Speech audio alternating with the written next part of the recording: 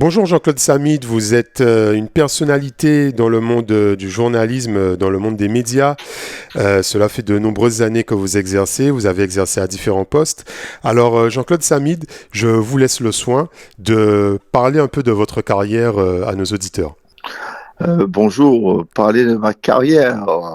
Elle a commencé en Guadeloupe avec les tours cyclistes, Tours de Marie-Galante.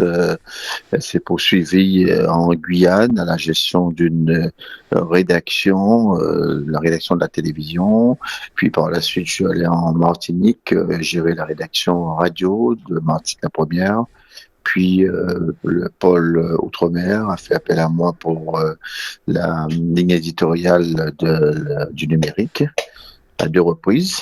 En tant que responsable de la rédaction, rédacteur en chef, bien sûr, du pôle numérique, pour définir toute la politique éditoriale que l'on comptait appliquer aux différentes stations. Là, c'est l'ère où Madame Ernotte était arrivée et elle demandait à ce que le web soit le web first, dans la mesure où on avait constaté que le numérique prenait le dessus, la courbe entre la radio, la télé et le numérique se croisait déjà, avec beaucoup plus de fréquentation des jeunes pour le numérique. Donc, il fallait accompagner ce projet. Par la suite, j'ai été sollicité pour être directeur de la rédaction de Paris. Et là, c'est travailler en direction de toutes les stations, être le réceptacle des demandes de reportage, aussi bien à l'Assemblée nationale, au Sénat, participer au travail de toutes les stations. Hein. Donc, ça partait du reportage à faire pour un satellite construit en France, mais qui allait être mis en orbite depuis Cayenne. Ça participait au préparatoire des équipes qui venaient de tous ces pistes de Guadeloupe, de Martinique, de Guyane, à la vie politique de tous les parlementaires de l'outre-mer. Donc voilà. Et maintenant, après tout cela, après 17 mois, direction de la Martinique pour travailler et gérer la station de Martinique dans le process de développement numérique, mais aussi en accompagnement de tout ce qui fait corps à l'union de sportive, économique, politique, tous les grands événements qui se construisent dans la région.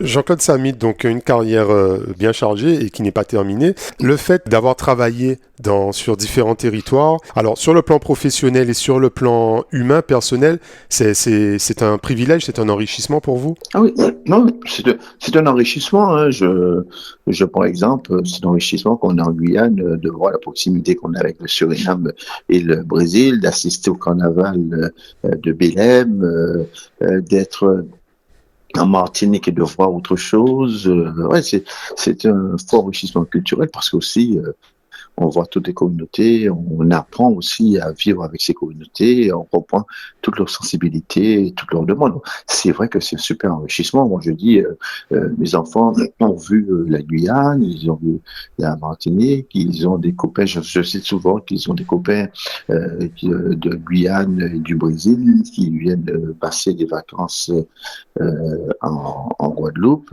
Et eux, ils partent aussi après avec eux dans d'autres territoires. Oui, c'est un enrichissement culturel qui a profité aux enfants, qui a profité aussi à moi, mais aussi qui se traduit dans les faits et gestes de l'appropriation de l'individu, du regard de l'autre, de comprendre aussi la capacité aussi pour les étudiants, lorsqu'ils sont, ils quittent leur territoire, ils vont faire des études en France, vivre en France, vivre les difficultés de la vie quotidienne, loin des parents, loin des amis, loin de ses bases, de ce socle familial, de sa vie de tous les jours. C'est un enrichissement de faire toutes ces régions et de voir un peu toute cette problématique et de le traduire aussi dans les faits, dans les interviews. Alors, vous avez commencé votre carrière en 1985. Alors aujourd'hui, 41 ans après, comment jugez-vous l'évolution de votre métier? Fortement imprégné par l'arrivée des réseaux sociaux. Et la grande inquiétude, c'est qu'au niveau des réseaux sociaux, il n'y a pas forcément tout le temps un contrôle de ce qui est dit et de ce qui est avancé. Les gens se retournent toujours vers les médias pour avoir une validation. Les réseaux sociaux, ça va très vite, tout le monde écrit, mais il n'y a pas de charte déontologique dans les réseaux sociaux. Il n'y a pas de notion de responsabilité. Nous, lorsque nous écrivons un article, nous avons des normes de respect dans cet article, hein, qui, que, quoi, quand ou comment. Il y a aussi la validation donnée par le journaliste, parce que les réseaux sociaux on a vu un tel passer telle chose, on a vu telle question sur telle personne, on a vu ceci, on a vu cela. C'est tellement rapide, mais aussi dangereux. Parce que derrière, il n'y a pas la validation. On peut détruire quelqu'un, blesser quelqu'un, et après, il y a pas de retour en arrière, hein, pour cette personne qui a subi ces dommages. Tandis que dans le journalisme, on est amené à compléter ses sources, à les valider, à donner une vraie accréditation à l'info.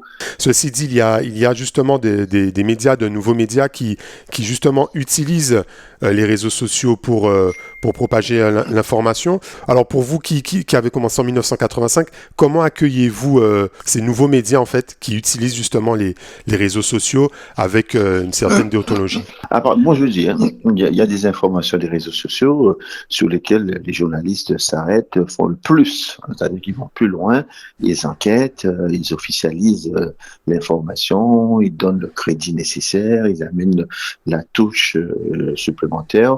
Ça, c'est, en ce sens, moi, c'est du travail journalistique. Ça part d'un point, on contrôle l'information, on la valide, on l'envoie au niveau du public. Tant qu'il y a tous ces soupapes de vérification, on est dans le bon, on est dans le vrai. Ce qui est dangereux, c'est l'information sans filtre qui est sortie, sans contrôle, sans appui, sans source. C'est ça qui est dangereux. Mais dès que on se réfère à contrôle, moi je dis, le journalisme dit, il y a ceci, il y a cela comme information, il s'est passé telle chose cette nuit, eh ben écoute, tu commences déjà par ou aller sur le terrain, ou se rapprocher de la source, ou contrôler auprès des autorités. Si un accident t'appelle les pieds, tu valides, appelle l'hôpital, tu vois. Il y a etc. de validation derrière. On ne sort pas une information. C'est une forme de responsabilité. Hein.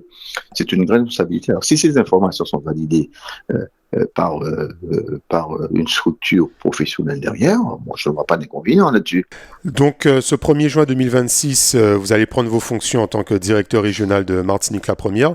Alors, quelles sont vos ambitions par rapport à cette nouvelle fonction?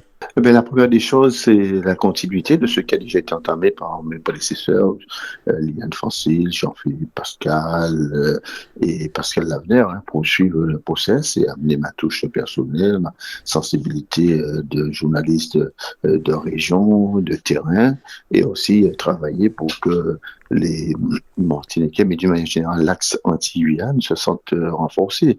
Il y a des choses, on ne vit pas que sur le territoire de la Martinique, on vit sur le territoire avec le bassin anti-Guyane, on vit aussi avec des réalités de Martiniquais, d'Antillais installés à Paris. Donc le plus important, c'est amener toujours cette information, après l'avoir vraiment vérifiée et sereinement vérifiée. Et dans un premier temps, accompagner les Martiniquais dans les grandes épreuves de communion, style tour cycliste, tour d'éole, festival musical, mais la vie politique aussi, les congrès. Être présent dans ces grands moments qui font peuple, qui font aussi vie du territoire. Alors Jean-Claude Samid, nous arrivons déjà au terme de cette interview. Quel est votre message? Quel message souhaitez-vous faire passer à nos auditeurs du Pige TV? Ah ben déjà, c'est que l'information, c'est déjà un combat au quotidien. Hein, aller sur le terrain, parler d'information, c'est déjà une ligne éditoriale. Hein. Donc, tous ceux qui sont dedans au niveau du Pige TV, qui estiment que c'est un bon média, continuez à l'accompagner parce que c'est pas évident d'être des journalistes en ce moment, compte tenu de ce qui se passe au niveau des réseaux sociaux. C'est pas évident de sortir une information et lui donner du crédit si on n'a pas derrière soi des confrères et des journalistes aussi qui accompagnent, si on n'a pas derrière soi aussi un bon comité de rédaction, un rédacteur en chef aussi qui croit aux valeurs du journalisme, qui accompagne les joueurs, pas les joueurs, des journalistes. Donc tout ça, c'est un ensemble, mais dans un premier temps, parler d'information, créer de l'information, être présent, c'est déjà des avantages et des acquis, donc je vous encourage. Ne vous inquiétez pas, l'essentiel, les gens savent reconnaître le média qui distille l'information sans parti pris et qui amène les gens à la réflexion et au travail intérieur. Jean-Claude Samid, je vous remercie d'avoir répondu aux questions du Pige TV.